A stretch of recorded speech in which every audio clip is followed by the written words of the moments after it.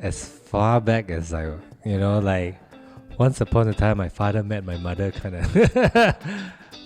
Okay, let me start. I kind of thought that I always wanted to do my own kind of startup, but right out of university, I attended a graduate program, and I got a job at Citibank.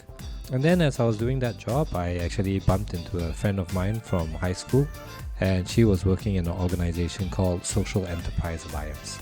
And I thought it sounded very interesting, so I joined her in that company. Somewhere along the way, actually during the time which I was still in Social Enterprise Alliance, I was involved in this event called the Global Entrepreneurship Summit back in 2013. And it was at that event that I met Eric, my co-founder, and we had talked about this idea of car park reservation. It started off with a passion of building products.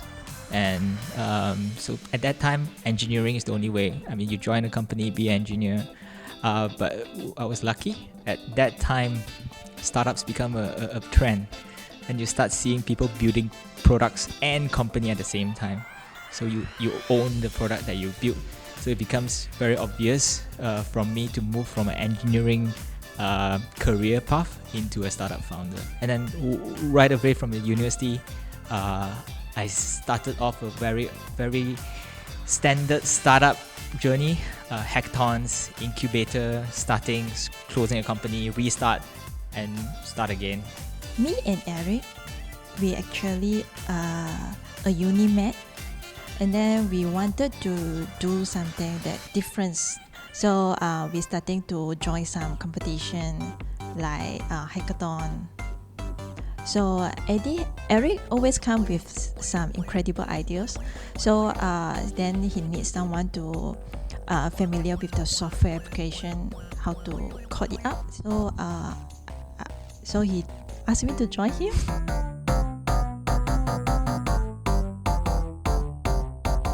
I was going for a movie, right?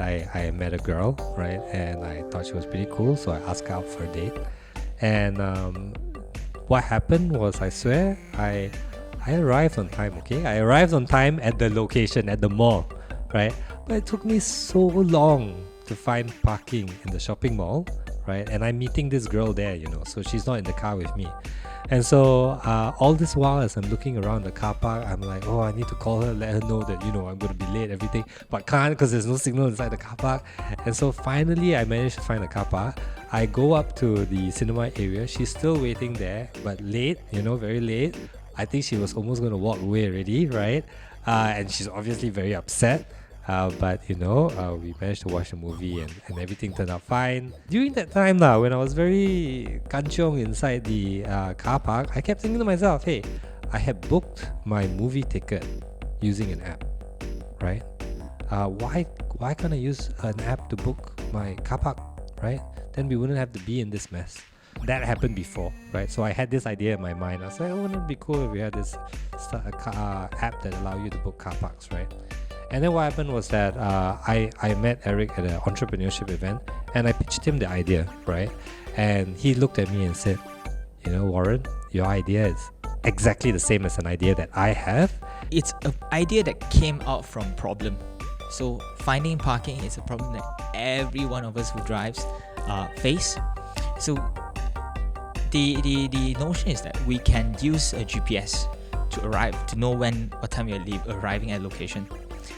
But we don't know how long will it take for us to park. So an application that ensure that the time we arrive and the time we park is the most efficient becomes very obvious.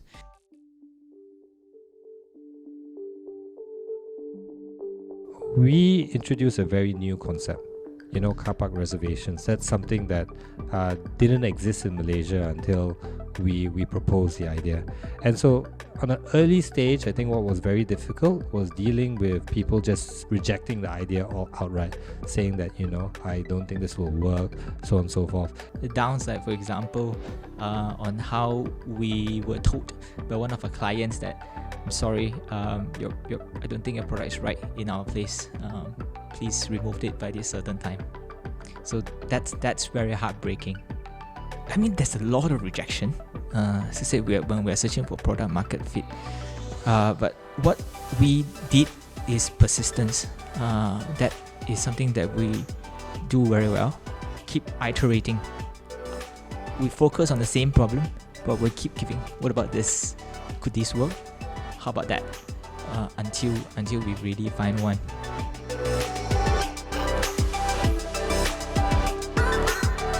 One of the hardest challenges was during a time whereby we had very short on funds, so as a startup you always talk about your cash runway, and we had a very short cash runway. So the result of that was that we had to downsize our team. And I think that for me, the reason why that was very personal was also the fact that a lot of the people who we had employed are people who I had a personal relationship with even prior to the startup, right? Because it's like, oh, I'm doing this startup, come join me, leave your cushy job and come join me in this adventure, right? So the idea that now I had to, let them go, it felt like in a way I had failed them in terms of what I had promised. And, luckily, it seems they are very generous to me, because whenever I tell them this feeling, they say, no, we did this all on our own, God, and I do want to believe them. But yeah, I'm very happy that they're still willing to go yamcha with me.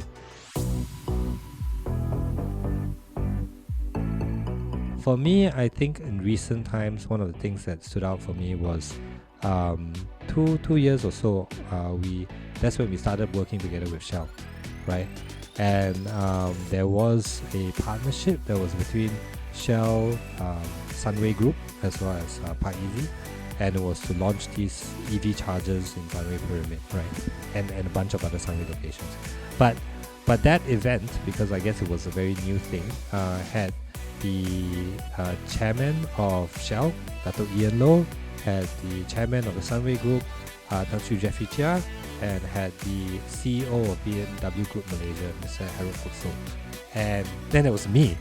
And I'm standing together with these other, 3 people who are obviously very accomplished, heads of very large companies. And there's me, which is just like this small guy. And, we have like, we're crowded together, and there's all of these interviewers, sticking their mics up, asking for comments, all that sort of stuff. And I guess that was a very exciting experience for me. Of course, most recently, we've also been acquired by Shell, so 50% of Parkeasy is now owned by Shell.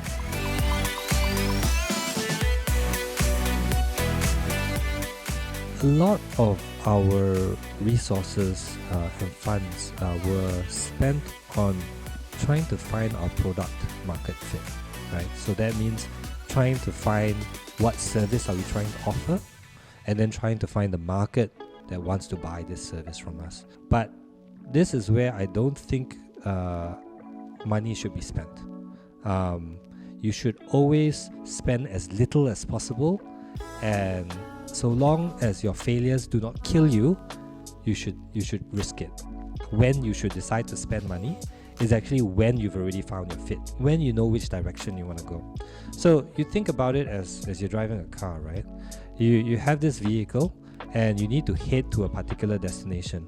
You need to know which way you're heading before you put your pedal down, right, and accelerate.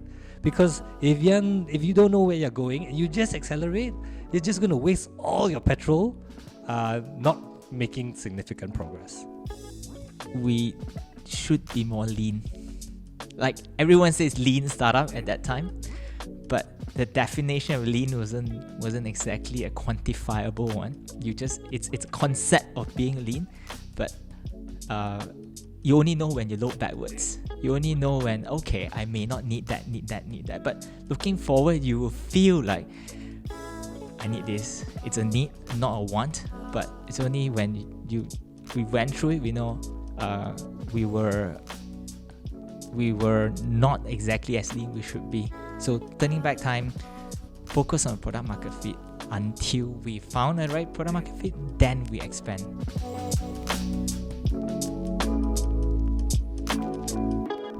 So although it's called a hackathon, not everyone there is an avid developer.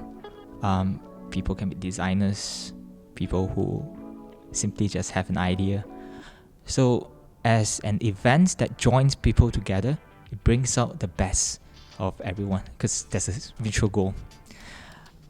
At the same time, it's really fun. So we got the chance to actually fly to the valley, to Silicon Valley, to really see what it's like. Having the experience to just 2 weeks in the valley, it's just very, very big difference. It's our culture of not being open enough. So why hackathon just now? I said because it forces you to open up, look for people sharing ideas. You don't have any other choice but to open up. I think Malaysia side, you need to be more open to what we think is a good idea, bad idea, problems, experience, which is also why I'm very happy to be here to be sharing.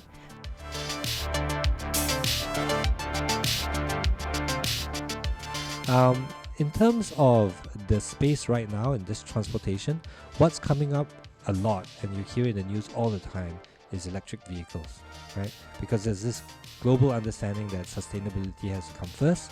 And while you could say that it's now talking about premium EV segment, we can see that that's changing, right? We're seeing EV cars becoming more and more affordable, and I foresee it's going to come to a point that everybody is just going to go in for an EV car because it just makes the most sense, right? Currently, because of this share acquisition, we'll be focusing a lot on EV because the future that we want to see really at the moment depends on what we do, at least in Malaysia. A lot of people say the EV and the station is a chicken and egg situation. It's actually not. I don't know what would describe, but without the stations, the car will not come. It's not like one waiting for the other. The station has to come first before the car comes. So if we want to see the e-mobility future, building an infrastructure has to be the forefront. The next thing we're trying to think about is who are our customers, right? Our name of our company is Parkeasy. It's about parking cars. Everybody who uses Parkeasy has a car. So everybody who is our customer is also a driver. So now it's talking not just about how can we serve their parking and charging needs, it's about how can we serve our drivers' needs, right? So, I mean, you think about car ownership, there's so many things that come under car ownership, right? You have your insurance, you have your tax, you have your servicing, you have your maintenance, your car detailing, all of that, right? So, I mean, one of the things that we are interested in is how can we deepen the value that we offer to our customers.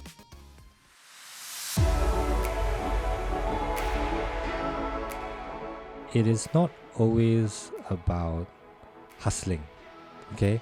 So what I mean by hustling is that, you know, you have a particular goal and you like work very hard to make that particular goal happen. And I always see hustling as a very fighting against the current kind of way. But I think what I've learned over time is that there's another way of doing things, which is actually to work with the current. I guess one way to think about it is that I could go out there and I could try and catch a fish, one fish by one fish using a fishing rod, right? Or I could set up a channel or a funneling system so that fish will naturally drop into my trap, right? Many fish, you know. So I would say that when you go about doing your startup, and if you find great resistance, start thinking about how you can remove that resistance, not by fighting against it, but trying to find the ways that, you know, the resistance is automatically sidestepped. My advice would be open to sharing your ideas to anyone that you think will be helpful. Don't worry about stealing ideas. It's not really that big of a problem versus any other. It is a real problem. It's just not as big as other that you may be facing.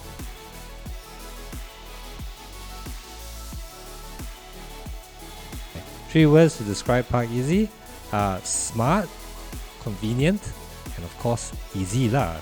That's the name.